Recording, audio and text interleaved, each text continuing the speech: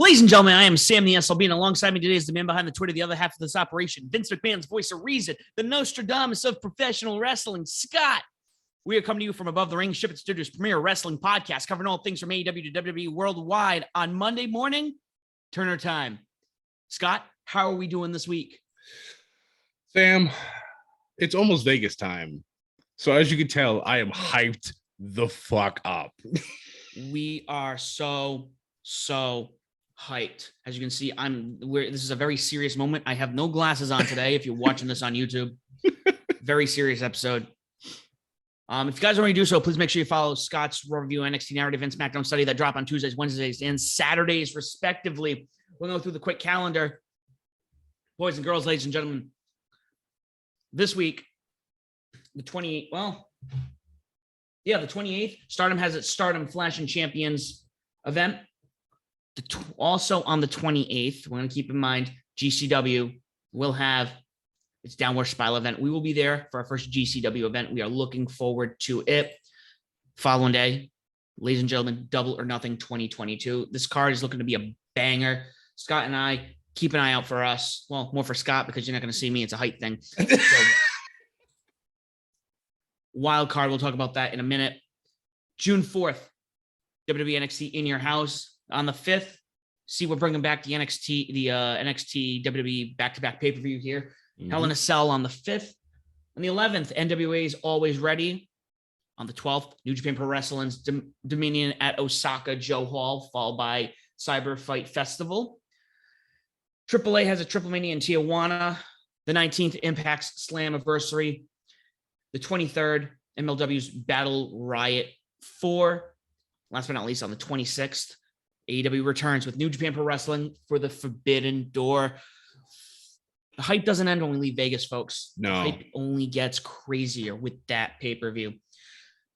We have one more week. Next week is our go home show. You will hear our picks. It's the start of the new season. Scott's looking forward to defend his Ship It Studios championship against me, the Riddler, and Mr. Zach. We will have our picks for you guys. Please stay in touch and stay in tune. Double or Nothing so far is looking to be a crazy card. Even the pre-show, we got Hook and Danhausen. Hookhausen. I will be buying that shirt while we're out there, Scott. I know. Taking on Tony Neeson, Smart, Mark Sterling. I think Scott and I already had this idea that, hey, this is going to be, what did we say? We said, actually, I think you said, you don't know if Mark is actually going to wrestle here.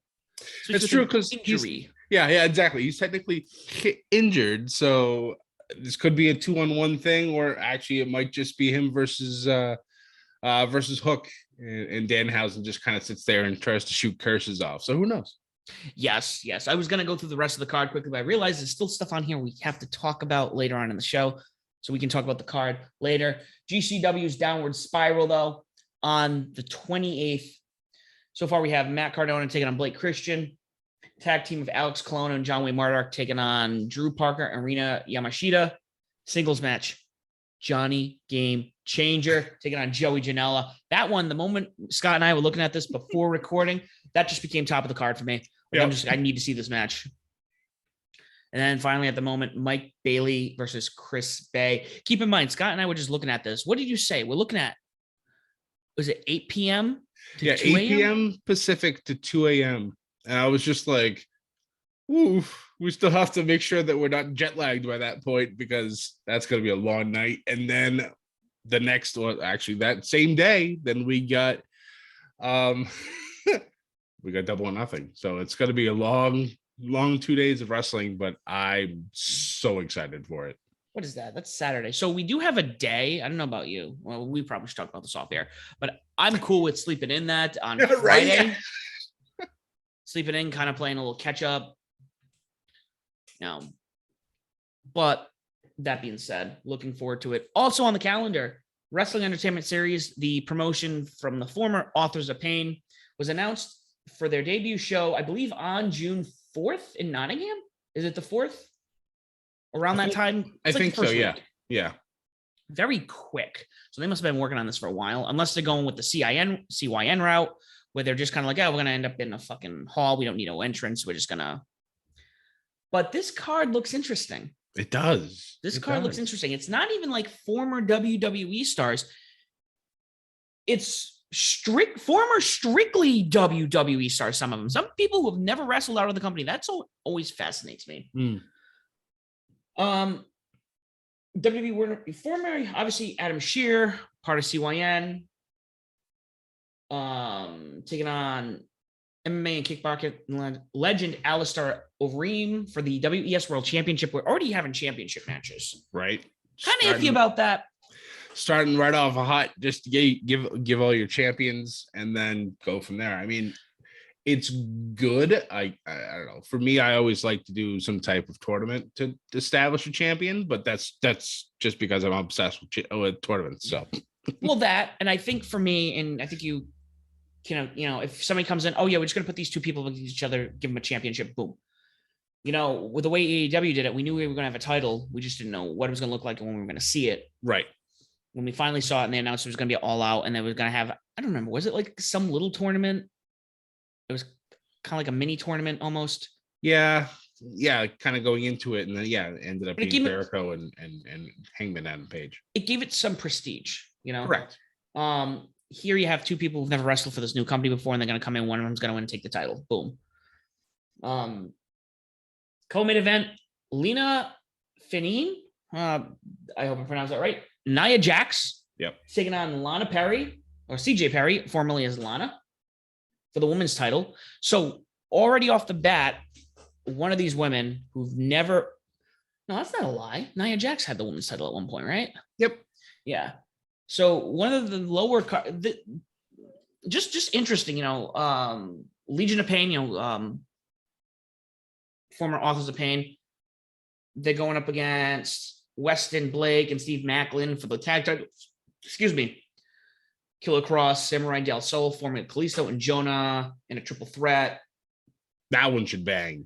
Mm-hmm. But, oh my God. And then the women's world tag team titles. They're doing this off the bat. Right.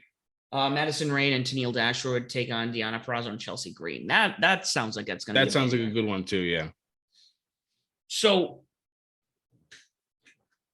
this sounds like, I don't know. I'm curious. I might try to get my hands on this to kind of see what they do here. This could flop. It might not. I almost feel like we're starting to get some settled promotions. I almost feel like we need some NWA like promotions at this point. You know, and I hope that's the route they go, but who knows? They're over in England. Yeah, I mean, let them grow. I mean, UK wrestling is still pretty hot. I know they had a really, really hot time frame for a little while, and then WWE kind of swooped in and stole a whole bunch of talent and a few companies. It's kind of watered it down a little bit, but hey, if they can get some traction, go. I'm all for it. Agreed. And again, we'll keep an eye out. We probably will watch it just like we've been watching CYN, not watching, but being like, hey, yeah, this is still going on. Yep. But that being said, I want to talk to us about some big news that happened this week. A lot of WWE news. First and foremost, Stephanie McMahon announced that as the chief brand officer, she was going to step down and focus on family. I don't think there's any speculation here. I don't think there's really anything to talk about except that, you know, obviously with Triple H having his cardiac issue, you know, she pretty much runs the family business. It's a family business, whether it be a public company, you know, they've always been in the limelight up front. You know, I think she probably definitely needs to take time at this point. Absolutely. I'm sure. My God. But funny enough that you talked about that, it was also recently not advised, but recently said that Triple H is now back full time. So it's kind of like they, you know, two ships sailing across the bay at night. One goes in, one comes out. I'm sure Steph needs some time off. God bless her. You know, dealing with the nonsense I'm sure that goes on in WWE corporate on a daily basis. So good for her. Let her have some time off. She'll probably, whenever she comes back, you know, maybe she'll make an on-screen appearance. That would be nice. I actually kind of miss having them on television. I miss an actual like authority, and obviously no offense to Adam Pearce because he's doing a great job as well, but it's not the same. It's not Triple H's music. It's not Stephanie's music. There's no slaps going on, just stuff like that. It's just, I would like to see whenever they can come back out and just, reestablish their dominance. There are very few people out there. Even I remember being at the Raw after WrestleMania and for WrestleMania 33. I think nobody got a bigger pop aside from the Hardys that weekend than when Vince McMahon walked out. So when a McMahon comes out, despite whatever, we the stuff we've talked about the company with a company, we don't like their creative, their direction, or whatever it might be. Yeah. The McMahons pop. Oh yeah, easy. Yeah. Whether it be Shane, whether it be Stephanie, even if Linda comes out, It's very true. They pop for everybody. So, hopefully she gets some time off. I know some people had speculations. I was joking for like a week being like, this is confirmed. Stephanie McMahon going to AEW. Yeah. Obviously that's not the case, but it was fun because, with the world we live in now, it's just fun to dick around. That being said, this week WWE announced new women's tag team champions in John Laurinaitis. That's right. John Laurinaitis was able to make a quick win over Sasha Banks and Naomi by the, I don't know, people power. Just people power. That's people that. Power. That was able to, force them to just show up into his office, get upset, and place the belts down. Boom, he's your new women's tag team titles. Now, in all seriousness, though, this is an interesting story because there are things about this that I don't know if this is kayfabe. I'm not sure if this is something that's really been going on, if there's some real tension right now. And Scott, I'm going to let you take the lead on this one because I'm kind of curious. It's an interesting situation. From what I've read and heard, apparently there was supposed to be a 6-pack challenge on Monday Night Raw this past week. And the winner was supposed to be the next challenger for Bianca Belair at Hell in a Cell. And this was advertised like days before, during the beginning of Raw.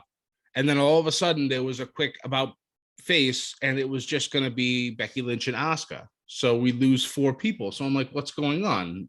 I know Raw, sometimes they rip up their scripts halfway through the show and figure out what they're going to do. So I really didn't think nothing of it. I was just like, all right, well, if kind of look at it, there's starting to have a program between Doudrop and Nikki ASH and Sasha Banks and Naomi for the women's title, tag title. So I was like, all right, maybe they're changing something so that they can focus on a program maybe for Hell in a Cell. Then as the show's going on, Twitter starts blowing up talking about how Sasha and Naomi actually just upped and left the show, which I thought was kind of weird. I'm like, okay, whatever, just see what happens. And then more details start coming out. Apparently there was arguments between the agents and Naomi and Sasha. They were told to change their attitudes, a whole bunch of ridiculous shit. We didn't find out, I think, until the day after, or maybe even on Wednesday, that Sasha and Naomi decided that they've had enough, that the women's division, especially the tag team division, has been getting no respect. Every time they come up with a team, they break them up within 2-3 weeks, so they have nothing to establish any type of base to challenge the champions. Hell, even Naomi and Sasha were thrown back together. They were Team Bad way back in the day, but it's been years since they've been a tag team. So even their pairing was kind of weird. But it was just, yeah, we joked a little bit about how John Laurinaitis now is the, WWE Women's Tag Team Champion. Apparently Sasha and Naomi took the belts. They walked into his office. They put it down. They said that, no, they're done. And then they're not going to get any respect, and they're going to go home. So they turn around and they left. And WWE and all their WWE-ness decided to just bury them on air. They had Corey Graves do it on Raw, and then Michael Cole had his own little tidbit on SmackDown. And I actually, while he was doing it, I was watching Pat McAfee's face the whole time, and Pat was basically how everybody else was. You just kind of like, is this really happening? Like, what the fuck's going on? So you would go off of like what Pat was reacting. Yes. Yeah. And it was just, I don't know. It, for the beginning, I was thinking to myself, well, maybe this is a storyline, because WWE doesn't normally go after their wrestlers if they make this type of decision. I understand from their standpoint, they want to stand up for themselves. They feel like their division and women in general in WWE don't really get as much time as they probably should. I mean, I can understand that. I mean, lately it's been, well, maybe not lately, but you know, when the Women's Revolution release was in full swing, yeah, they were doing great. They've headlined WrestleManias, but recently I feel like they've gone backwards. The matches are shorter again. They don't really get a lot of storylines outside of the champions. And the tag team division, they just kind of were just like, fuck it, whatever, we don't care. Whatever reason why they're like the upper management's like that, I don't know. Maybe it's the old misogynistic way of their thinking. I don't know. I don't really have an answer. It's just speculation. But the part of me that thinks that this might be a work, it might be a perfect way to turn both those ladies heel, and they can officially join the bloodline. And who knows? I don't know. It's just weird. The one thing that really kind of took me off guard yesterday was I found out that they've completely removed all of Sasha Banks and Naomi's merchandise from WWEshop.com.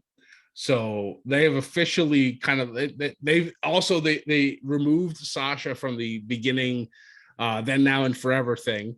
They've removed Sasha from the NXT Level Up entrances as well. So they're trying to whitewash all of this out. And I don't know. I don't know what to think. This reminds me a lot of 2002 when Stone Cold walked out and how they tried to bury Stone Cold. Yeah, I was gonna say. So, like, looking at this, is one thing to remove somebody off the opening video because you can use it as a storyline, right? And you're not losing money. Sure, you might spend a little money editing, but to remove their merchandise, yeah, I think is almost like the sign. That's what really kind of was like, oh, maybe this is legit and not an actual storyline, unless they really want to go all, balls deep into this thing and really kind of make it seem like Vince is pissed, so yank everything. I don't know. I'm honestly right now about 70-30 that this is a real thing and not a work. I'm almost convinced this is real. I just, everything I've seen, and again, I understand in the world of,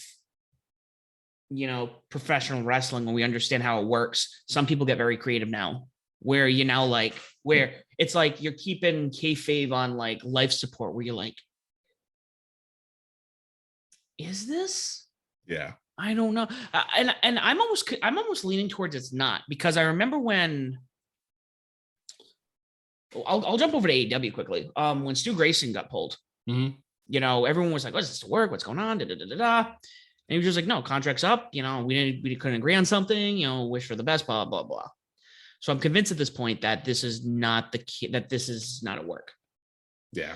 Now, that being said, if it's not a work, these women have plenty of places to go. Right. But the thing is, WWE is not going to fire them. They've been indefinitely suspended as of SmackDown's telecast. Which I guess even that makes it even weirder, because you don't make that announcement if they're actually suspended. Right. Again, and that's what makes it a little confusing. It's just like, is this real? God damn it, I want to know. And like, there's been people, obviously, the internet is obsessed with Sasha, and actually with Naomi as well. Like, they've scoured the internet. They've found like TikTok videos of Sasha Banks being out with her cousins, like she's partying up like nothing's wrong. So it's like, what the fuck is going on here? I also saw somebody posted, I don't know if you sent it to me or somebody did, where Naomi removed the reference of WWE on her Twitter. Yes, I saw that too yesterday. Yeah. So I don't know if they're just feeding into this. It's this type of shit is compelling to me. Like I want to know what's going to happen. Like I need to obviously I'm going to be watching anyways, but it's like, what's the next step? If this is one fantastic storyline purpose, then what's the next thing? If it's not, if they're trying to bury, it's going to be incredibly difficult to bury Sasha Banks because she's been in some of the most historic matches on the women's division. So good luck with them trying to do that, because if you try to erase her, you're going to erase a lot of other people's history as well. So I don't know. I feel like both Vince and probably Sasha are the two stubborn people here, and they're going to hold out until somebody breaks. And I don't know if either one of them are going to break, honestly, because Vince doesn't give in on these things. I don't think I've ever seen that happen. So we'll see. It'll be interesting. Yeah, no, it will be. It will be. We'll be following it. We obviously will be keeping an eye out, because if this is real, again, that's a whole nother door. Yeah. If it's not real and this is all a work, that could help elevate what they're already doing and make them super relevant. Yeah. That being said, talk about relevant talent. This is what I want to talk about personally. I know you've already talked about this because he's always been I've been a fan of him for a while. We've been a fan of him for a while. There's a new talent on SmackDown. CEO Max Dupree, formerly known on NXT as L.A. Knight, formerly known in the rest of the wrestling world as Eli Drake. So let us talk to you. Yeah. I'm not so familiar with what has occurred. I found this out recently. Mm-hmm. I don't know if you sent it to me or I came across it and I was like, dude, what the fuck is this? Yeah, I think I sent it to one of our group chats. So they pulled LA Knight from NXT a while back, and he's been doing dark matches on SmackDown, featuring, being a mouthpiece, talking about how he has this new agency and he's going to, start taking some male wrestlers and kind of trying to enhance them. So I was like, well, that's a little disappointing because I'd like LA Knight as a wrestler, but I mean, the man can talk and he can spin gold out of whatever he does. So I'm like, all right, whatever. We'll see what happens. So on this past SmackDown, he comes out and introduces himself as Max Dupree. And I'm just like, wait, they changed this man's name again. So I was like, all right, well, if you think about it, it actually is a better name than LA Knight. He could still do the Max Dupree, so it still works. I made a reference joke. I said, oh, is he a cousin of Rene Dupree, from a long time ago? And it's just, I don't know. Honestly, you can name him whatever the hell you want. The man's going to make gold out of it. So I get that. I think my thing here is you've already renamed him outside of his indie gimmick, and to be like, yo, we're going to just like rework his character. Yeah, NXT, that's our other brand, but don't take that as This is Kathleen Kennedy taking the Star Wars universe and going, yeah, that stuff prior to us buying it, that's just the extended universe. That's not canon. Yeah, that's another tangent I can go on, because that was something else that came out this week, and I was like, this woman is fucking Cocoa Puffs. And I let me tell you guys, I think OFR is gonna be back in full swing. So at some point, you're gonna hear me go on these long tangents. I cannot wait. Because like, honestly, okay, I can meet you halfway at we don't want anybody having their indie names. We want to be able to own that merch. Guess what? If I'm a wrestler, I can either accept that deal and be like, you know what? This is where I want to be. This is what I want to do. I'm willing to do that. Or I go, nah, that's not for me. I want to keep doing what I'm doing and not take the offer. Right. That's one thing. It's another thing to pretty much go look at your third brand, which for a long time was the most successful brand over your other shows that have been around almost as long as I've been alive. Yeah. And be like, yeah, that one don't matter. That don't matter. Like, will not be surprised if Braun Breaker shows up with a brand new name. Honestly, I'd be happy if you did. I'm not gonna lie. I am not a fan of Braun Breaker. It seems so 90s cliche. It's literally right out of the new generation. I hate it. The man should just be a Steiner. End of story. He's a Steiner. And I get that. And I get that. And I know there's some like probably some backstage sheet from that. And I don't know how much Vince McMahon paid for Scott Steiner to show up at the Hall of Fame, but figure this fucking out before you sign people. Fucking figure this out. Like, if he was Max Dupree in NXT and then he shows up, he's still Max Dupree, awesome. Right. If Braun Breaker, and I get it, I don't like the name either. Actually, you know what? Braun's not the problem. It's the Breaker name. Yes. Had they said, we want you using your real name, Rex Steiner, fucking baller name. Dude, action figures galore. Yes. Kids are going to want to be Rex Steiner. But even if you had Braun Steiner, I'll take it. Yep, still works. You know, the Steiner name is legendary. The Steiner name, there's some oomph to that name. Yep.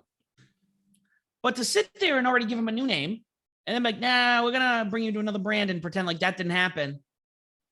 Fucking unreal. Yeah, It's like, imagine the almost horrid change of the man, the myth, the legend, the greatest in the business right now, our Lord and Savior, the leader of the First Congregational Church of Adam Cole, Bebe.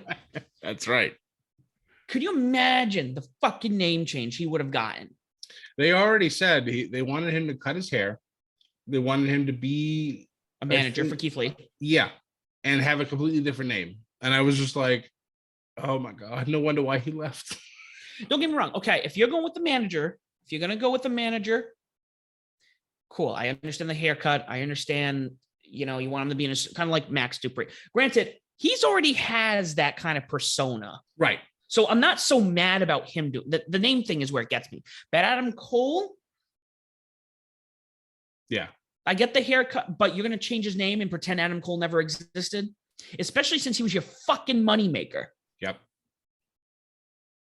Yeah, I couldn't believe that either when they talked about that. It's just like, and also, why would you want him to be a manager and not a wrestler? Like, the man had a match with Daniel Bryan when they had some, I think it was a flight problem, and NXT literally flew themselves from Orlando to Buffalo, I believe it was, and had probably some of the best stuff on that one SmackDown. I think it was even an invasion angle going into Survivor Series, I believe. And you had Adam Cole and Daniel Bryan in a match that was just amazing. How would you not want that to be on a weekly basis? No, we're going to change him and turn him into a manager for Bearcat Keith Lee, who hated that gimmick to begin with too. It's just, why are they making dumb decisions? Doesn't make any damn sense. I'm sorry. This is why I want to bring it up, because again, you know, two sides to every coin. Okay. Right. If the Sasha and Naomi thing is a work, it's a brilliant work, and you can get them over, even if you include them in the bloodline. This is great storytelling. Yes. Okay. What they've been doing with Cody, and I've been following this so far. Cody has had a great run so far. Yes. Roman Reigns is still, every time I pop in, I remember that was one of the reasons why I stopped watching WWE at one point. But then it was like, you know, watching his character now, it's like, it's very compelling. Yes. And of course, you have one of the greatest minds behind him too. Right. Paul Heyman. Mm-hmm. Like, it's incredible. And that's all great. And what they're doing with Edge and Judgment Day, you know, I kind of haven't really followed it, but I like the feel of what they were going with there. Yep. You know, what they've done with Becky to make her, you know, a heel. Mm-hmm. Again, this is the really good stuff. And anything Kevin Owens is in, we don't have to fucking talk about Owens. Owens, to me, might be one of the few guys. Kevin Owens and maybe AJ Styles are the two guys who can take shit and turn into gold. Yeah. I would throw Sami Zayn's name in there as well. Yeah, Sami Zayn. Oh, former Ring of Honor guys. Sorry. But then we go to this coin. And you're like, why? Exactly. Especially I'm looking at the art. Max Dupree, the CEO of the Maximum Male Models. Yeah. I thought we were trying to be a family brand. Yep. And now we're doing male again. It's nothing to do with male. This is again mixed signals here. I'm not saying we need to bring divas back. Right. I'm saying the divas need to exist, but also now we're gonna have male models. Well, you know that these guys are eventually going to become male enhancements. So this is gonna be what, Jobber Squad? I don't know, maybe, but I just have that feeling, because he's been working with former Retribution member Mace on a lot of the dark matches. So whether he gets a whole brand new name, I hope so. Because then I feel even worse for T-Bar, where he should just go back to Dominic Dijakovic, but that's a whole nother soapbox that I don't feel like getting on right now. So I'm interested to see what happens. If they want to infuse new talent back into SmackDown, I'm all for it. Like I talked about on the SmackDown study, they kind of did that a little bit with the women. Surprisingly enough, this past week. So I already feel like Triple H has already got his hands in things, being like, hey, let's make this look a little better for the TV. So who knows? I don't know. It's just I'm not overly upset with the name change. It is a completely separate gimmick from LA Knight. So it kind of makes sense to me that they would change the whole package with it. I look at it. I'm not. It's not so much the name, because I think the name is that better than LA Knight. I think it's like, here's an example. Sega in the 90s, they had the Genesis, awesome.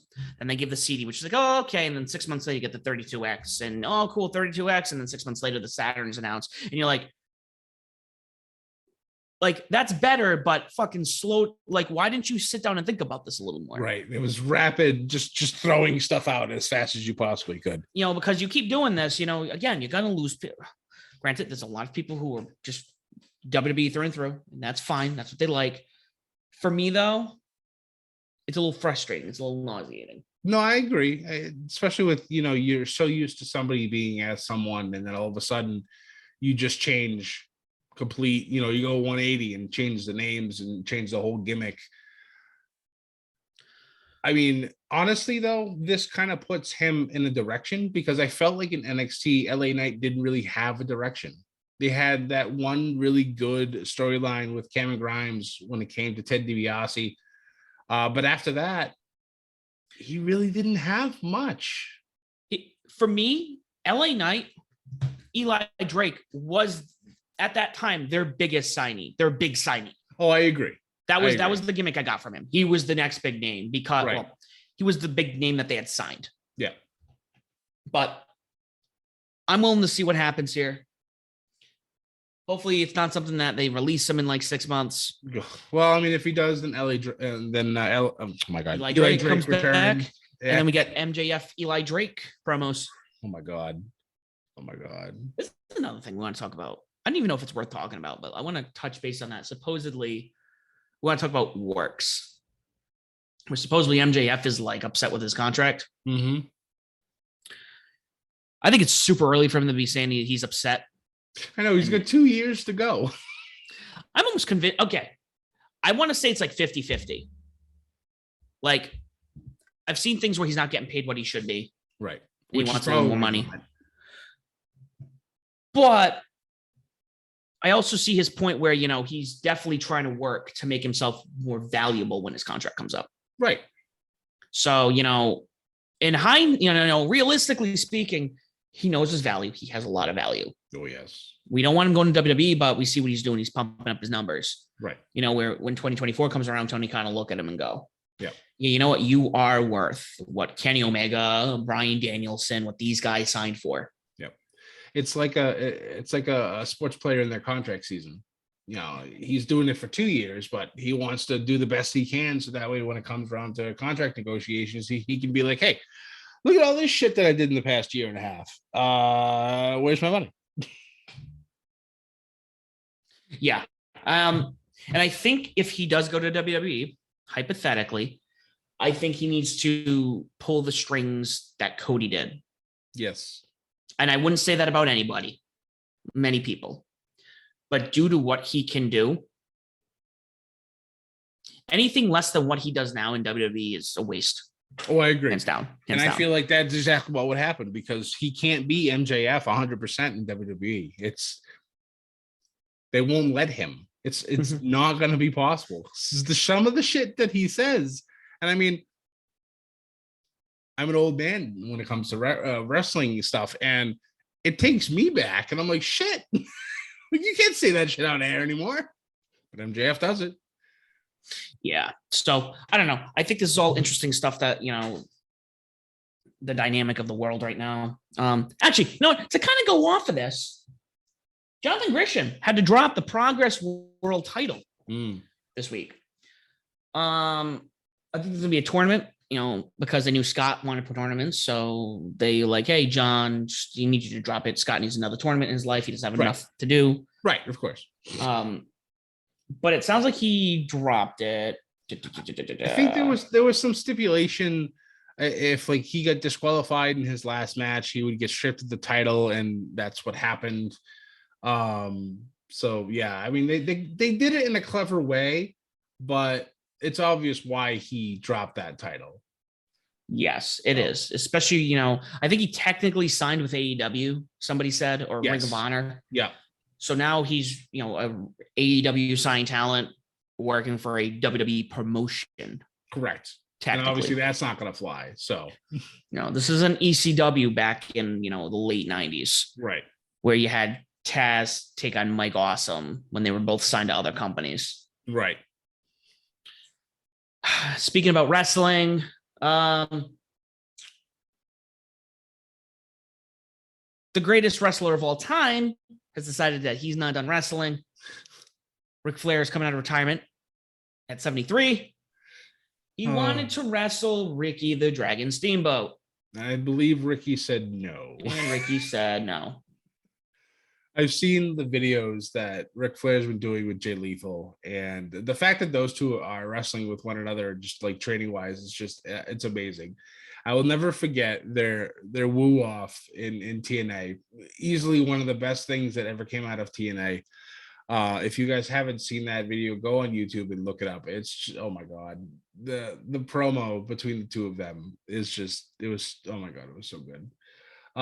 But yeah, Flair's 73.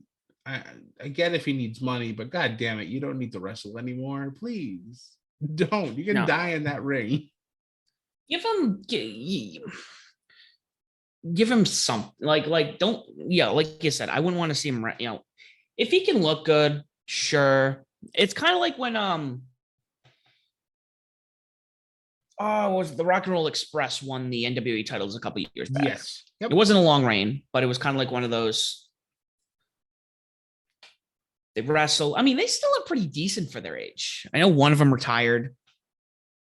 One of them wrestles with their son now. They've gotten, but like, give them some kind of like, whether it's commentary, whether it's an interview, whether it's it's Ric Flair. I mean, he can be a personality. Yeah. There is value, which is again what I think something that AEW does really well is there's value. They see the value in having a lot of these older stars, not so much wrestle, but be there to they'll guide the younger talent. Yeah. Sting. Yes, we see Sting in the ring, which he looks great for how old he is. Yeah, that's very true. But it's mostly he's behind Darby Allin, right? Dustin Rhodes, a lot of people from his school. Just a lot of these older. I think Rick, whether it be WWE, whether it be AEW, whether it be NWA, or whether it be AAA, like I could go down the aisle, right? But I don't know. I'm curious. We're gonna see what happens there when the time comes. I think that was all the news. I think there wasn't anything that I can think about. I know there was some stuff about the AEW Fight Forever game where there have been issues, but we're gonna. I don't want to hinder on that too much because I'm waiting to see, because there was an event where they kind of did something. They were releasing information, and I was never able to find it on the AEW Games chat. I don't know if it was like a Twitch thing or they had reveals for Nyla Rose and Chris Statlander. The models look good. It's probably like SmackDown versus Raw, like 2007-ish type models. I mean, they're fine. The gameplay, though, I'm more of a realistic style of wrestling fan. Like what 2K22 has been doing for WWE this year has been fantastic. Easily the most realistic game that they've had. But the AEW Fight Forever, I know they're still developing it, but everything's so bouncy. Like when they hit a move, the person bounces like 4 times, and it's just like, if people like the arcadey side stuff, that's great. This is easily going to be probably one of the best arcadey-esque type games that they've ever made. But for someone who likes realistic style, this is probably not going to be your game.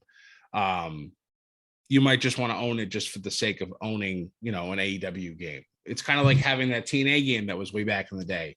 That was some really good stuff. I never got a chance to play it because I believe it was, I don't remember exactly what platforms they were on, but PS3 360, I believe. Okay. Yeah, I had the 360, but I probably never even knew the game existed, to be honest with you. Because that was not during the time I was watching TNA. Sorry, so, PS2, 360, PS3, and Wii. Okay. All right. But I mean, I've gone back and I've looked at videos of it, and for the time, they did a really, really good job with that game. So I'm assuming that the AEW Fight Forever will slide into that type of game style. And I'm sure it'll do well. I'm sure the fans will go out and they'll purchase it. Like I said, I might even buy it just to see how it is, how long I own it. I don't know, but we'll see. I'm always willing to give it a shot. I know that it's going to be very limited. I think there's only going to be 50 playable characters. There might be DLCs down the road, but they're not sure. Very limited options within the game too. I guess they're going to focus on online, which I guess is good because people like to play online a lot. But the single player stuff inside, I think that's going to be very limited. So for me personally, that's a bit of a bummer because I'm not really an online person when it comes to wrestling games because people just spam the shit out of one move and it's annoying as shit. Yeah. So, and again, with the way everything is, if things don't work well with Ukes, there are so many other companies that would want to do it. That's true. That I think who could do it. Speaking of Ukes, and I don't know if you saw this, but there were reports that came out that apparently Kenny Omega hated working with Ukes on this. Well, that's what I was going with. Yeah, that's kind of where we're starting with everything going on. So yeah, I don't know. It's again, that's just what somebody reported. Doesn't mean it's actually the truth. This didn't come from Kenny's mouth. So yeah. I don't know. So if that's even the case, and I think just before we lead off into this week's results. This week, Warner Media Discovery had their upfront event. AEW was not there because they were shooting a show, right? But it would have been fast. Weren't they still pushed though heavily as one of the big things? I went looking. The only thing that they said they were on, they were actually when they were packaged. There was their sports like montage where they had the NBA stuff, the NHL stuff. AEW was actually thrown in there. So from that logic, the whole scripted thing, they're not counting as scripted content. Okay. And it sounds like they definitely will be, pushing them. I didn't see much again, like Tony Khan. I think this was in Madison Square Garden. Okay. I think, or the some conference room in Madison Square Garden. And I forgot where Dynamite took place. So they never had somebody to represent. Right. Which makes sense. I think Tony probably should have taken the night to go to that. But I have hope if this is what I'm reading, and this looks correct. I mean, again, even though Rampage, yes, Rampage gets bad views, but that's because we're in the middle of the NHL, the NBA playoffs. Yep. It's on a Friday. Again, there's a lot of people like me who I love watching Rampage, but half the time I go to Scott, I'm actually gonna go out tonight. Right. Would you mind? And you're like, yeah, not a problem. Because you're on the other end where you're like, I don't mind staying on a Friday. Yeah. I'm an introvert as it is when it comes to most things. So hey, I have no problem being home, and hey, I get to watch more wrestling. Sure. Why not? Yeah. So on the other end of that, Dynamite, even though, they're not cracking a million, it's not Raw or SmackDown. However, on the nights that it is performing, most of the time it's like in the top 10. Yes. Sometimes it even leads cables for Wednesday night, which is pretty damn good in its own right. I think there have been times where it has led over sports games. It has led over some playoff games. Yep. So with that in mind, I mean, wrestling it's still booming. Yep. And and I don't want to, I'm going on tangents. But I was reading something, and I didn't want to bring it up, but I'm kind of curious. You and we could talk about it off air. I guess 3 days ago, Sean Ross Sapp, is that the guy from Fightful? Yep. Yeah. He said that there's another promotion that is about to sign a TV deal. Yes, I did see that. I don't believe he said who, but. Yeah, he said it's somebody you're not going to believe. And I'm like, now I need to know. I'm like, I don't know. I know he's one of the resources, the big resources. I don't know how accurate his information is. With him, it's pretty damn accurate. He's one of the ones that I definitely trust the most on Twitter when it comes to wrestling news. So of course he's human. He's going to be incorrect from time to time, but more times out of not, the man knows what he's talking about. So I'm very interested to see who that could be. I'd love it to be NWA, honestly. I'd love Impact to have a better TV deal because I'd love to be able to start watching them again. I don't know, maybe Control Your Narrative. It could be, honestly, it could be anybody. Maybe even Stardom getting a show in the US or New Japan Strong or MLW. Yeah, MLW, another one. Maybe AAA comes back to the States. Maybe that would be huge too. So I don't know. It'll definitely be interesting to see who this ends up being. Hopefully we find out sooner rather than later. Yeah. Just so Scott and I have other things to do over our very busy lives. Right, of course. Free time? No. We have to add some more wrestling to it because we don't watch enough as it is. No, we don't. We don't watch enough wrestling at all. We don't know enough. No. Still amateurs, actually. That's right. So that being said, we're going to go into our results from the week. Just kick it off with AEW Dynamite May 18th, the day after my 31st.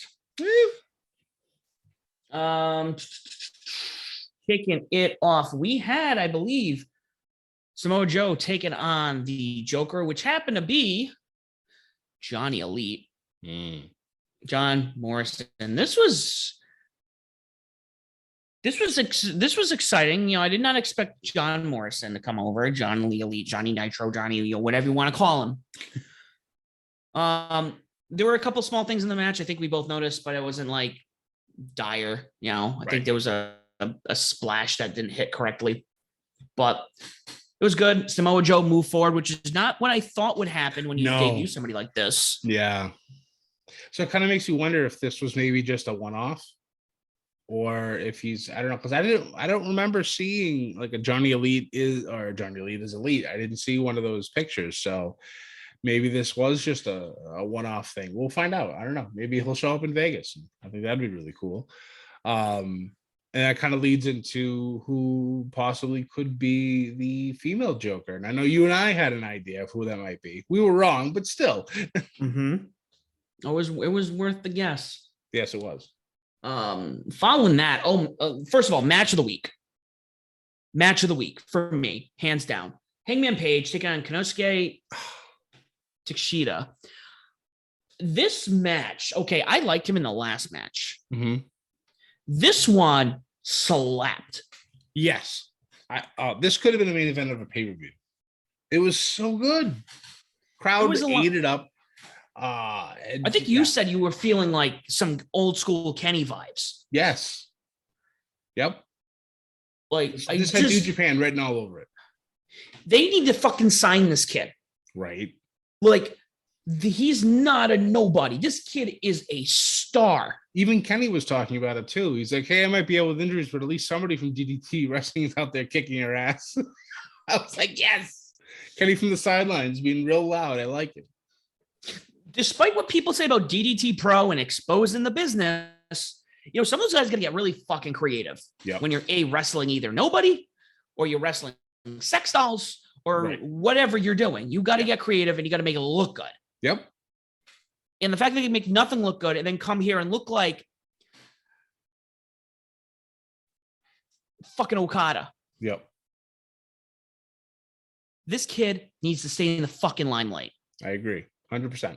I'm not just saying that. Like, I was just blown away by this match. Yeah, it was. Like you said, this was like a New Japan match. Yeah. What else do you want me to say? You want me to get the tissue box out? Because this is it's not X-rated, the show. Sorry. Following that, we had I believe it was a squash. Keith Lee and Swerve Strickland taking on the Workhorsemen. Yes.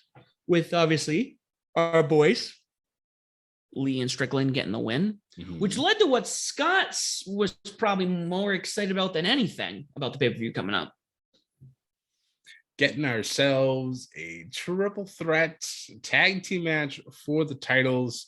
And I believe on the last week's show that I said that this might end up happening. Wasn't sure 100% on who the other teams would be, but I had a feeling that Jurassic Express would have to put the titles on the line because Christian needs to cost them the titles. So then we can move into our Christian versus Jungle Boy storyline that the seeds have been planted for that for months now. And it's time to pull the trigger. And as much as I love Jurassic Express, I need to see Jungle Boy go on his own. And it needs to happen. And this is no shot to Luchasaurus at all because I love him too. But Jungle Boy is a star in the making. And this man will lead this company in the future. Like, there's a reason why he's not a pillar. You know, honestly, it's just like, holy shit, let's go. Everyone who's on that pillar t-shirt, the 4, the 5, we'll say 6 when you include Britt and Dante. Right.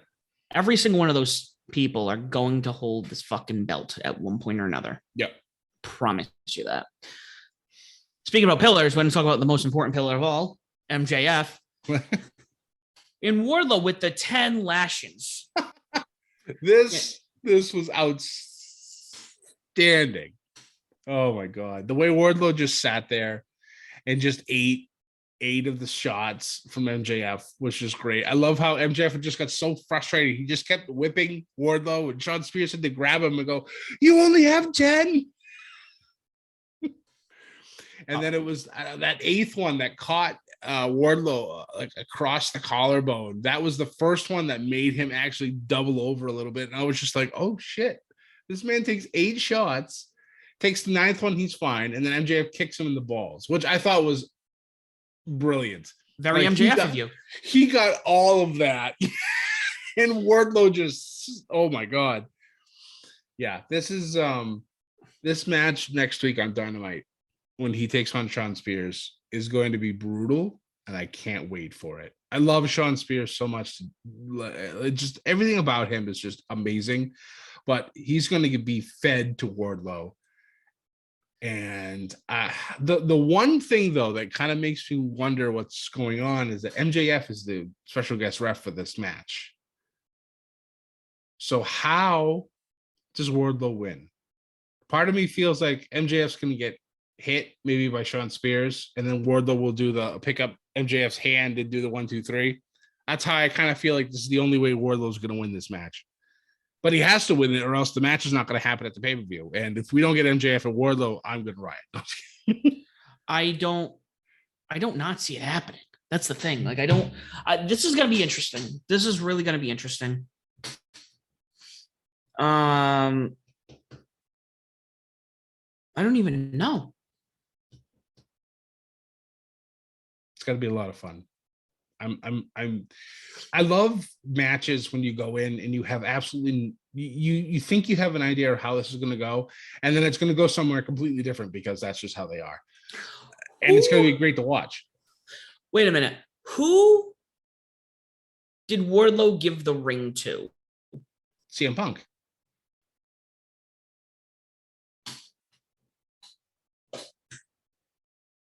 But Punk's in the middle of doing stuff with Hangman, so I don't think he's going to interfere.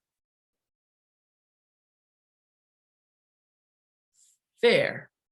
But also, this could set up the potential Punk MJM feud for the title if he wins. True.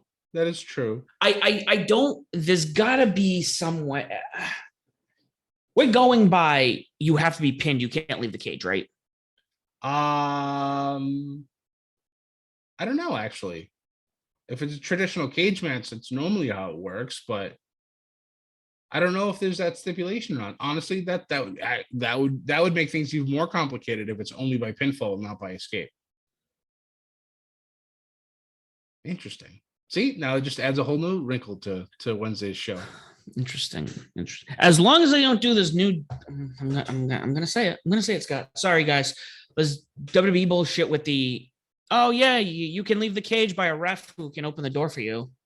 Like, you want to get, it's so dumb. It's just, yeah. Leaving by the door is like the weakest way to leave that ring.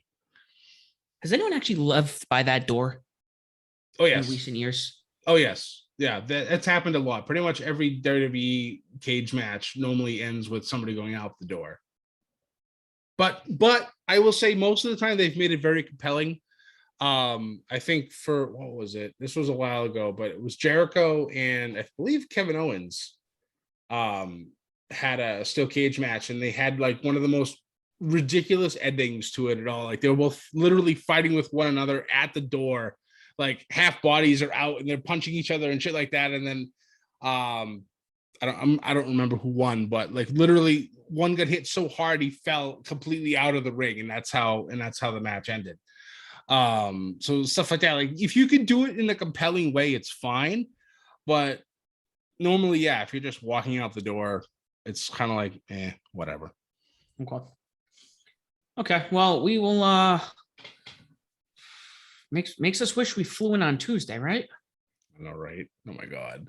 That's all right though. I will, yeah, I'll definitely my eyes will be glued to the TV watching this, and then I'm gonna go promptly to bed. Oh yeah, what time are you flying out? Well, I don't fly out until 5 o'clock, but I got a 4-hour drive ahead of me before I get to the airport. So that's gonna be the killer. Yeah, I gotta figure out how I'm getting there. We're talking about plans. We shouldn't be talking about plans while we're here. Following that, we had, I thought, was another great match. Kyle O'Reilly taking on Ray Phoenix for Kyle O'Reilly to move forward against Samoa Joe. I was honestly a little surprised by that. I thought it was Ray. I thought it was going to be Ray. I thought, me too, yeah. But obviously, Kyle winning is great, but now it's going to be Kyle and Joe. So, oh boy. That's going to be a fun match too. Winner obviously taking on Adam Cole. So, yeah. Well, a couple of things could happen here. I mean, we still remember how they both ended their NXT career for the most part. That is true.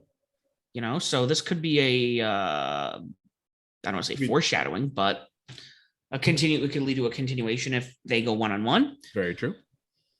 Or we could talk about this all day because I don't know, maybe Joe takes him out. Maybe. Or it's Jay Lethal and we lead to that whole. Well, I mean, a lot of roads. Jay did attack once again after Samoa Joe's match. Honestly, I expected Joe to be attacked during the match, which would have led to Johnny Lee getting the win, but that didn't happen. So I would expect if that happens again, if Joe beats Kyle and then they attack again, I feel like that's going to probably happen again at Double or Nothing. I feel like they're going to continue to attack Joe. And I think at the pay-per-view, if Joe does win, they'll attack during the match, maybe during a ref bump. And then Adam Cole's going to win the Owen Hart Cup, which I think you and I called a long time ago. I hoped that Dax would win round 1, but the inside of me was like, no, Adam Kayfabe is going to win. No, he's, especially after watching the promo from Rampage, now you really feel Cole's grasp. Yep. Like you really feel like he's now the man in charge and everyone's accepted it. He is the tribal chief of AEW. You can't say that. It's already been taken. So I don't know what you'd call it. Well, I would call him probably the Alpha. And then we just have to wait for the Omega to return. Gosh, that pay-per-view. That might be something we have to get pay-per-view tickets for if that ever happens. When that happens. Sorry, when that happens. It's gonna happen. Yeah, there's no ifs about that one. There is a when, and it's just whenever Kenny is able to come back. And I know they did the Alpha Omega thing with Jericho, and I just wanted to have a clever play on words there. So, well, following that, we had Chris Jericho and William Regal face to face. What year is it, Scott? Oh my God. What year is it? Yep. And of course, like we want to talk about things that would never fly in WWE. This promo right here. The amount of shit that Jericho had to say. Like, I was just like, sir. I'm never really a big fan of taking somebody's problems in their lives, like whether it be drugs, whether it be alcohol, stuff like that, and bring it to a storyline. I just, there are certain things that should just be left outside of wrestling, and I feel like those are two of the biggest ones that should be left out.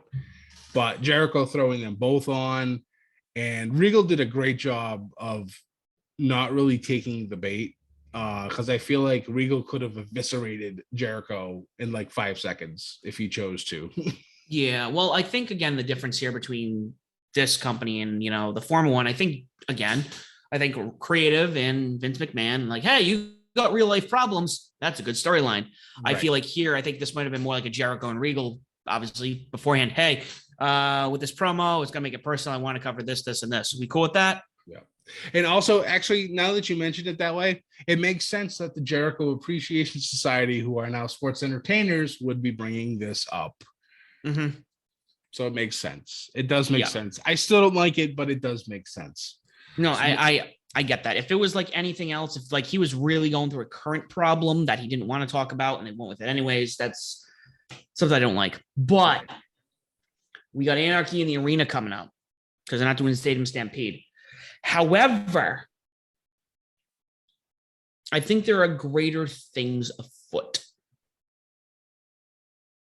Okay. Because, yes, we're going to get this. And, Scott, we might have people... That was my chair. Wow, you guys missed me almost fall on my ass. So we might be looking at... I mean, hell... We're in seats 9 and 10 in our thing, so people might get thrown into ours. So maybe that's just practice. Foreshadowing. We'll make our pay-per-view debut. Well, I've been on Ring of Honor pay-per-view, so this might be a. But anyways, so we got this going on, but you know what's gonna come. You know that we need something bigger to handle this feud in the future. And with a man who is now with the company involved, needs to happen.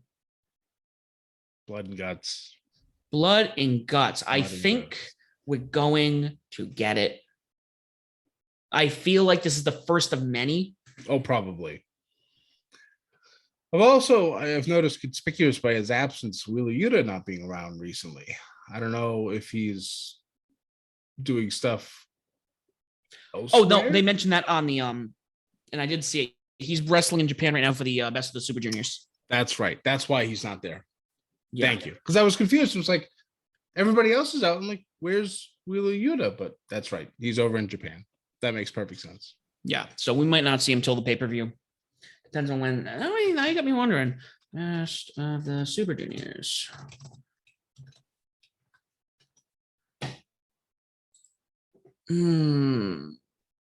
Not 2001, 2020. So We got quite a tournament to go. Literally goes off the same G1 format. Block A, Block B. So it's going to be for a while, yeah. Okay. He's towards the end of the card. He only has 2 points. I'll have to talk about this after. This is because who's also over there right now? Ace Austin's over there.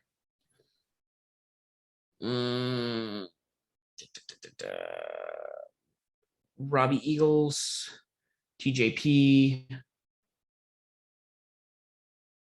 Yeah, he's only wrestled Eagles, Desperado, and Neat. That's it. And Alex Zane.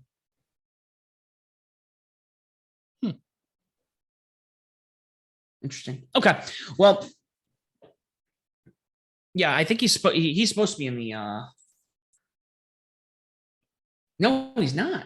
No, he's purposely left out of it. Yeah. Interesting. Well, I mean, he's in the tournament. That's a big thing. That's not New Japan tournaments are not, for the faint of heart. It's true. Wrestling at its finest.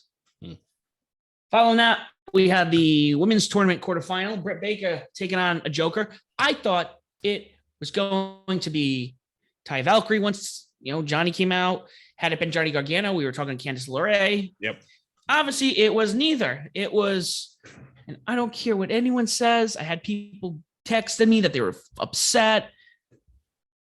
Maki Ito was the Joker. She is so annoying. It's incredible. I want more of her. So good. Yeah. And it's funny because her and Britt were actually tag team.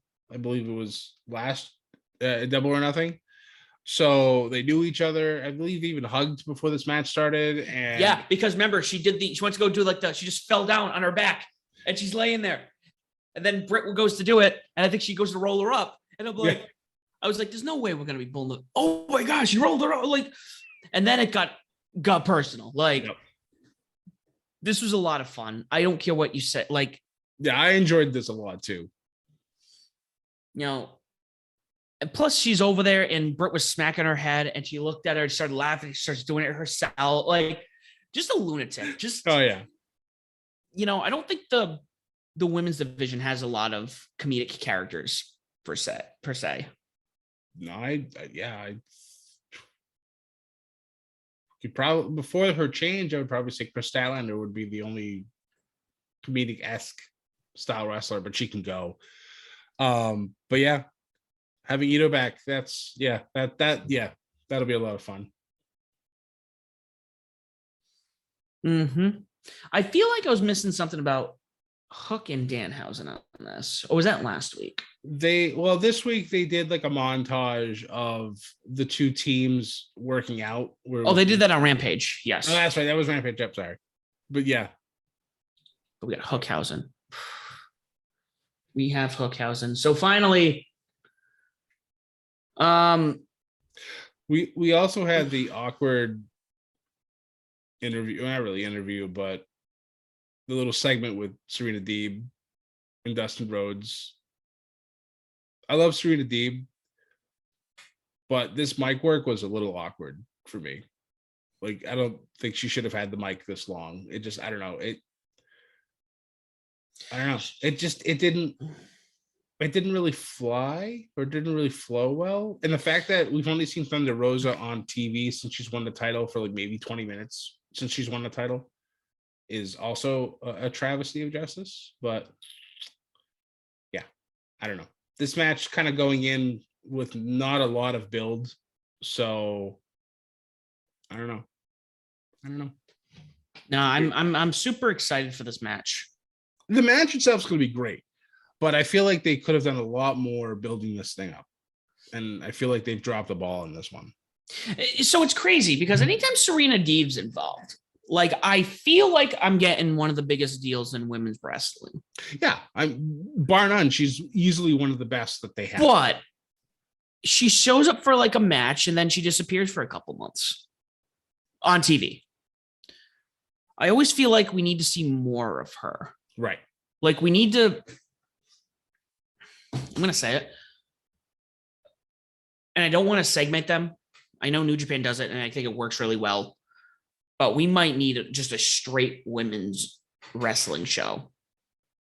Or kind of do a women's wrestling show, but allow, I don't know, a men's match in there, or just let all the women have the whole hour and a half. Yeah, you could have. I mean, honestly, it'd be nice to have just the women do their own thing for a show. I think that'd be great. You could also cycle them in through Rampage and through Dynamite, but they have their own dedicated show where they can work on.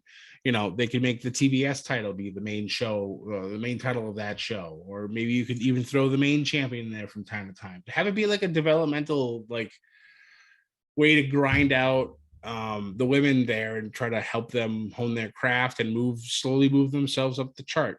Yeah, no, I think that would work. Impact Wrestling, I think, has one of the best breakdowns when it comes to men's and women's time on TV. I mean, hell, they fight each other. Yeah, they will. I mean, intergender wrestling, that's questionable with some of the bigger companies out there. But in regards to Impact and NXT are the only two companies I know, only two shows I know, for the most part, that are in the limelight, where you really don't know who's going to get who's going to be, who's going to be headlining that show. You got so equal to them, NXT, and it's not one of those things where it's just, they're not just pushing. You got some really compelling storylines. You got Jordan Grayson taking on so-and-so, or Deanna Purrazzo taking on so-and-so, or NXT, you had Raquel Gonzalez or Dakota Kai. There was a good, you just never knew. Right. Whereas, AEW, it's kind of okay, we are halfway through the show. It's about 9 to 9:30, and there's the women's match. Yeah. And then WWE, I mean, they do have a lot more women's wrestling, but I mean, how often do they main event? Like a Raw or a SmackDown? Seldom. Yeah, they'll do it. It'll happen, but yeah, it's got to be. Normally, it involves a champion or Becky Lynch. Yeah. But yeah, it's maybe at this point, maybe once a month, which is still pretty good considering what they used to be. So yeah, I don't know. Minor, something that definitely can be improved. I think, again, Impact has one of the best, if not the best, women's division in the industry. You can fight me on that one. I'll fight somebody. I'll have an intergender match on that one. The Knockouts division has been a really good division for a very long time. It's been a knockout, wouldn't you say? Following that, we had Owen Hart semifinal match, I believe. Yes. Adam Cole taking on Jeff Hardy. Great match. Yep. Solid match. Exactly what I expected. Yep. I know Scott had something to say about the way this match ended. And I'll let you say it because it didn't come out of my mouth. And I wanted you to elaborate for people while we watch this. Well, I mean, I guess I'm just trying to figure out what exactly, because obviously we both knew that Adam Cole was going to win this match.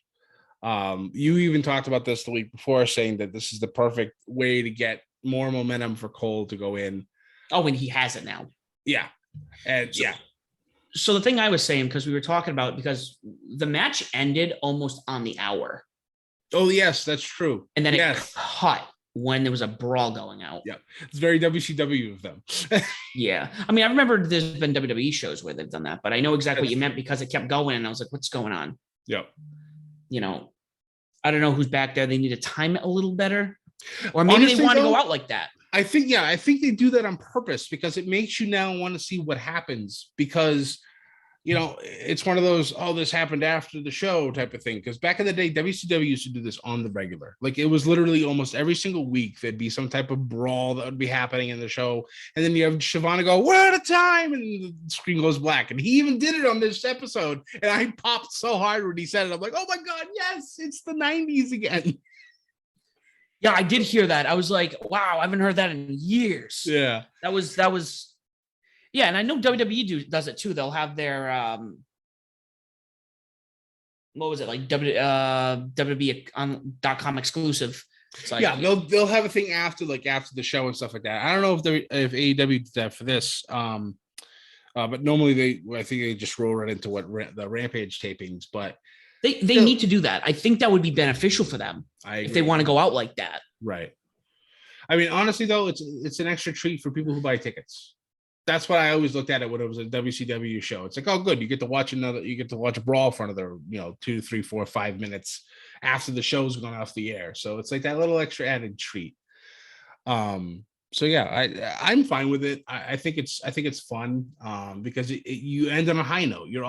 It's a brawl. You're always going to have some energy watching this.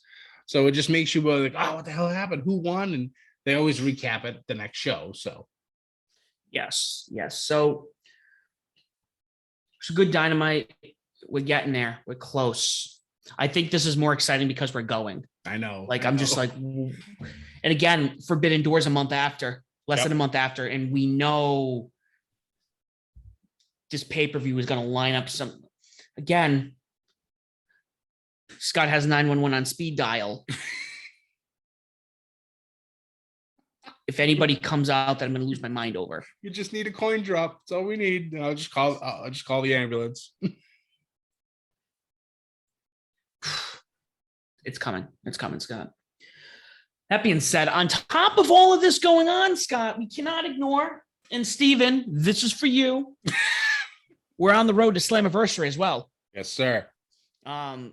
Results from this week's Impact. Crazy Steve with Decay defeated Zicky Dice with Johnny Swinger. Laredo Kid defeated Mike Bailey in an Ultimate X qualifying match.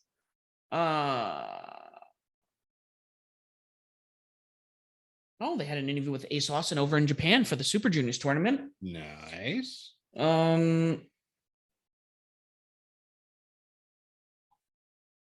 AAA champion Taya Valkyrie, Mia Yim, and Jordan Grace defeated Knockouts World Champion Tasha Steele, Savannah Evans, and Deonna Purrazzo. That looks like something we're going to have to go back and watch. Right.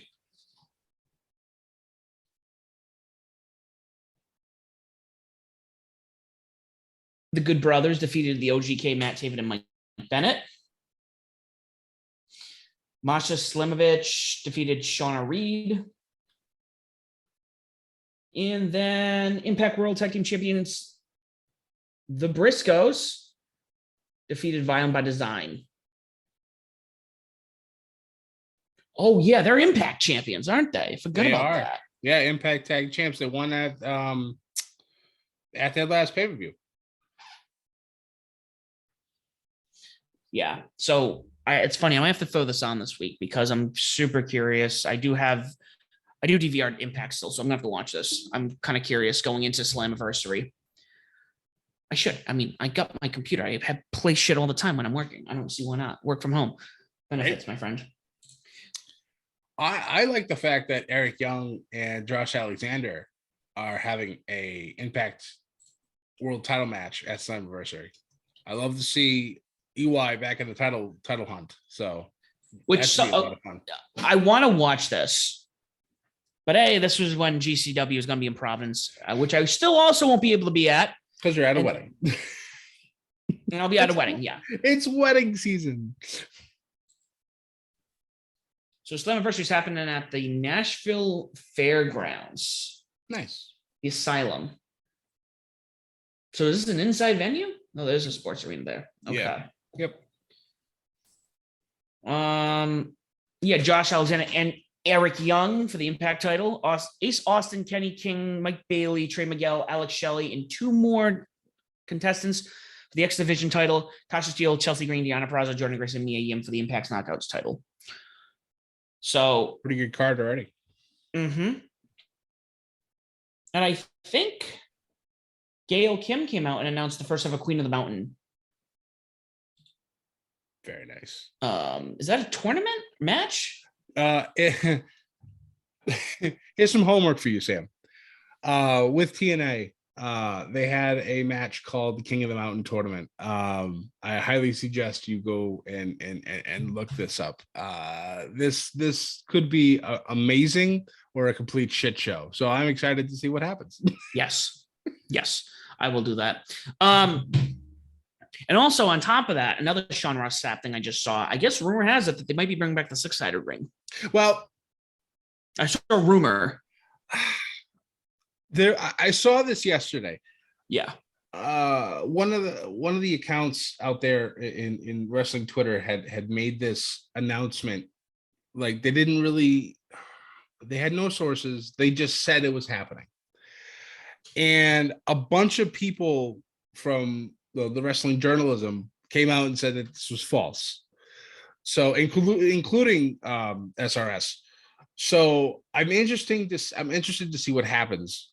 Jordan Grace also said that there's no truth to this, because the article that I saw said that all the wrestlers had a vote and they all unanimously decided to bring it back. And Jordan Grace is like, no. Okay, no, so he said, just so you know, this account is lies a lot. Okay, yeah. So you guys can hit me for that one. No, it's whatever. That's interesting. Well, I saw it and I was skimming through. So I would honestly though, I was a fan of the 6-sided ring, but the wrestling dynamics and like the way you have to go about doing things in a match is so different than the traditional 4-sided ring. So maybe a one-off would be great. No, I was thinking make it like a almost like a war games where you have the 2 rings. Yeah, the specialty. Yeah, with the 6 sides. I'm trying to remember. I think it's the rings hurt more because they're more tightly wound, because there's more option. There's more whatchamacallits. I don't know. I think it'd be fun, but unfortunately that was just a tweet made for clout. Okay, that's interesting. Spreading unfortunate disinformation. So, well, yeah, I was looking through his account today, and I don't really like. If you send it to me, I know there's some credibility because you've already looked through it.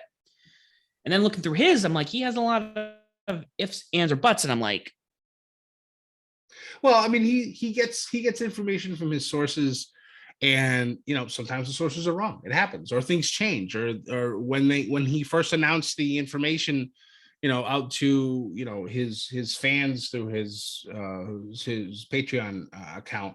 Sometimes the information changes. So yeah, people like to rag on him a lot. A lot of the reason also because he sticks up for himself. Somebody calls him out and he feels like it's not warranted, he'll just obliterate him. And it's hilarious to watch. But it's wrestling. It's the internet wrestling community. They feel like their voice is more credible than someone who actually has a legitimate source. So, you're bound to get some ridiculousness online. Okay. Interesting. That's good to know.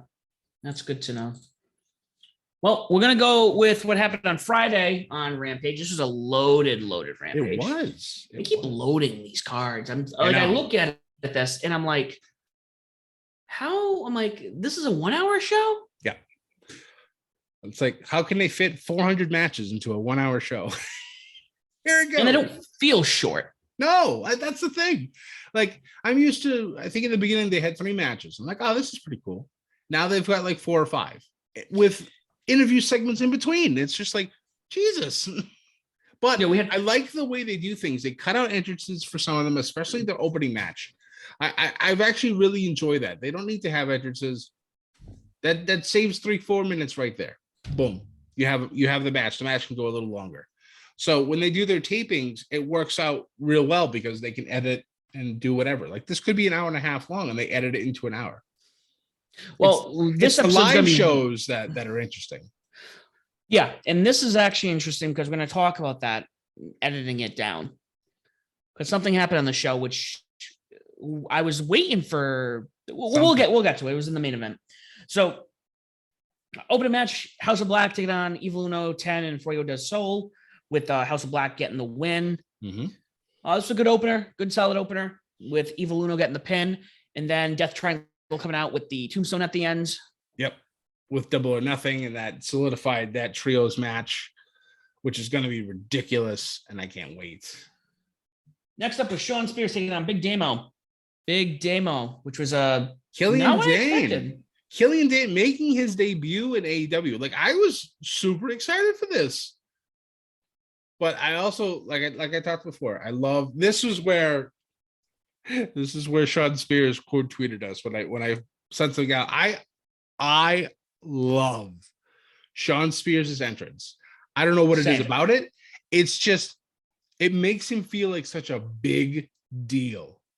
And yeah, I just tweeted that out. Just literally just an appreciation post for his entrance.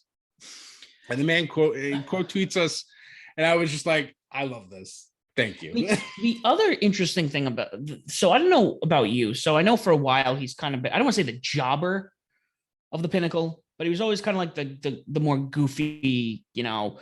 But now he's been coming out. This entrance, for some reason, this entrance this week, I felt like we were starting to see an equal to Wardlow.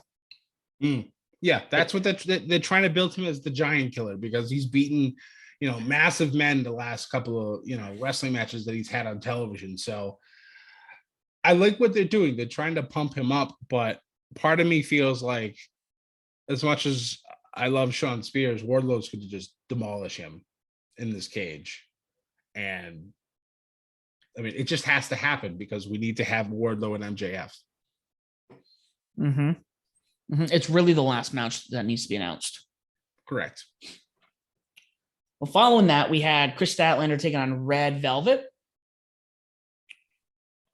This was the last first round match, because Chris had taken over for Sheeta when she was removed from the tournament.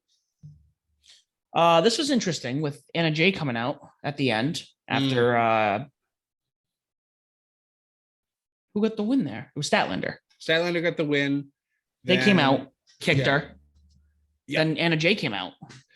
Because, and it actually worked out real well. Right after this match, Jade Cargill called out Anna Jay, and now they're going to have a women's title match at Double or Nothing. So it made sense, because I was the same way when I first came out. I'm like, why is Anna Jay out here? Like, I know she's friends with Statlander, but that's still, I don't know. Statlander's going through a change right now, so I don't know what's going on. And then all of a sudden, they had an interview, like, I think it was either after the commercial break, with Jade calling her out. So I'm like, all right, that makes sense now. So now we have another match for Jade. And I'm glad that she's going to be on the card, because she's been doing a lot better lately. So, and obviously her undefeated streak, see if she goes 31-0 or if Anna Jay is that kryptonite. I'm curious. I'm curious on that. Following that, we had this promo between Men of the Year and then a video following it with Sammy, Ty, and Frankie Kazarian. Yep. I must have missed this when Sammy and Anna stole the belt. Was this on Dynamite or was this on Rampage last week? This was on whenever Frankie and Scorpio Sky had their match. Dynamite. Yeah. So no, wait a minute. Hold on. No, that was last week. That was last Rampage, I believe. I'm gonna sound like a jackass if I talked about it in the last episode, just for me to come back on this episode. I don't even remember that happening. A lot's happened, so I understand it. But yeah, after the match, when everybody was attacking Kazarian, Sammy made the save, and he ended up stealing the belt and leaving with it. I thought that, you know, how these things kind of work, you know, the champion eventually gets the belt back. But when Men of the Year came out for their interview, there was no title belt. So I'm like, this is weird. Okay, whatever. He just doesn't want to show off the title. But then when you have the video segment with Sammy and with Ty and with Frankie Kazarian coming in at the end, I was just like, wait, what are they doing? And then they destroy the title, and I'm like, why? Why do we have to have another title? This title has gone through so many color changes. It's not even funny. Yeah, I'm kind of curious. Now that Frankie's in the mix, I like there's a little bit of I haven't seen Frankie in the spotlight here for a while. Yeah, he's been buried on Dark and Evolution and Elevation for a while. So, which I'm excited because I've always loved Frankie. Yeah, you know, he's an AEW original. I think he's very talented. I think he fits the company. You know, he's again. If there's a few people who I don't think Frankie would. I don't think they'd do anything with him over on the other end. You know, you got people like MJF who could absolutely make money for them. Right. Change the gimmick. Sure. Frankie, I think he fits the mold here. So, Yeah. we need to get him a little more screen time here, which I think we will. Makes you also wonder if when ROH gets going, if they send him back to ROH, because he had a nice stint in ROH too. So I think he would be, honestly, I think he might be a really good first champion for ROH. Like if they really decide to do stuff like that. I don't know if they'll strip all the other champions, but no, because Vince Russo's not involved. That's true. So following that, we had Moxley and Danielson of the Blackpool Combat Club taking on Dante Martin and Matt Sydal. This match was a banger, a hard-hitting match. With our boys, the BCC, getting the win. No, it's just showing that it's not just peace, love, and wrestling. Yeah, no, it's some violence in there. It's violence. But this is we're talking about editing, and it's funny. I would watch this whole match, and I could not find the spot, and they must have edited it just before the commercial break, because Bryan Danielson's got his leg trapped between the ramp and the ring for 10 minutes. Right. Yeah. I believe that this actually happened after the show went off the air, because I believe the show ended on a brawl, if I remember correctly. Okay. Like Dynamite did. And I guess, yeah, Daniel he just fallen through, and then the man couldn't get his leg out for 10 minutes. And I saw a whole bunch of videos throughout the week showing like Moxley trying to use his legs to push the ramp in and then push the ring out. And I don't know how he eventually got himself free, but yeah, I guess he was noticeably limping afterwards, but seems to be okay. That's what it sounds like. I have heard nothing bad since then. Sounds like he's good. Sounds like he's okay. Yeah, just a real bad scare, because that's a freak accident if I ever heard it. So. Which is weird. Again, let's talk. They don't use this ramp often, but I wonder why they decided to go with the ramp like this. Yeah, I don't know. I've never really been a fan of the elevated ramp. I mean, it does make for some cool moves when somebody does like a back body drop over it, and then they smash on their back, or the layout. Or you could, or the layout of the place. Right. Yeah. And of course, you've had terrible incidences like with Cody when he was still with the company, flying over the top rope, missing his opponent and destroying like the top half of his head. So I don't know. It is what it is. Hopefully after this, maybe they'll just be like, maybe we'll go back to the regular ramps with the stairs. It's probably a better idea. Probably. I think that makes sense. But yeah, this was a good week in wrestling. We're getting close, Scott. I'm excited. You're excited. Yes.